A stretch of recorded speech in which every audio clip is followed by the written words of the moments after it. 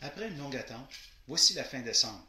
Nous sommes tout près de notre première sortie de cette saison 2015. Et tout comme moi, vous êtes fébrile avant de percer vos premiers trous.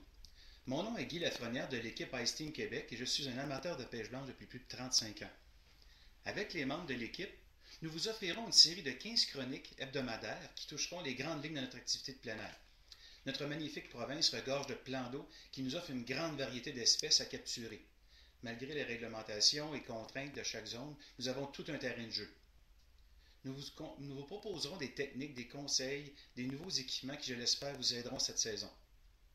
Si la température le permet, nous foulerons la surface glacée entre la fête de Noël et le premier de l'an. Mais ce n'est pas tout d'y penser, il faut se préparer. Bien nettoyer son équipement, lubrifier les moulinets de nos brimbales et cannes pour ne pas connaître la défaillance au moment de la capture d'un spécimen d'une vie. Les monofilaments de dandinette, les jiggers, doivent être remplacés avant la nouvelle saison. Ils ont pu connaître une variation de température extrême en entreposage estival qui les assécherait. Lubrifier les moulinets avec de la graisse conçue à cette fin. Plusieurs boutiques de plein air en offrent sur leur tablette. Vérifiez vos brimbales. Si vous utilisez des brimbales de type T-Pop avec un moulinet submergé, injectez de la graisse dans le tube du déclencheur et le moulinet pour vous assurer que l'eau ne s'y insère pas pour ensuite former une glace qui pourrait bloquer le mécanisme de déclenchement du drapeau.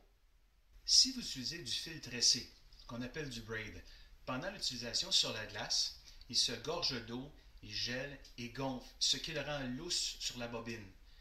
Déroulez complètement le contenu de vos moulinets et rembobinez-le. Le fil tressé ne demande pas à être changé tous les ans, et au contraire, il sera bon pour plusieurs années. Ce n'est pas toujours le cas pour les avançons, les leaders. Retirez-le et vous constaterez rapidement qu'il a été inventé ou non. Je vous suggère fortement de les remplacer à tous les ans ou utiliser du fluorocarbone comme avançon. Il a un diamètre plus petit pour sa résistance. Il est transparent, très résistant à l'érosion.